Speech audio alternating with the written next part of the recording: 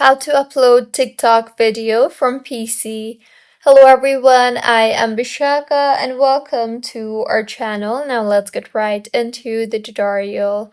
Firstly, go ahead and open your preferred browser and in the search bar, search for tiktok.com. You will be led to the official webpage of TikTok, so go ahead and make sure you are signed in. Now, tap on the upload option you see there from the left side toolbar and then tap on the select videos button.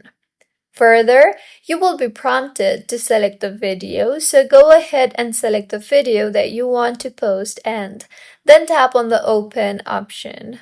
Now go ahead and add in the caption, choose the cover of your video, also choose if you want to schedule the post or if you want to post it immediately. Also, choose your audience and further go ahead and make any necessary changes and finally tap on the post button, and with this, your post will be made.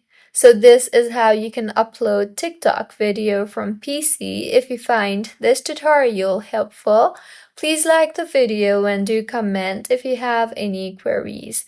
Also, do subscribe to our channel for more helpful tutorials like this. See you on the next one.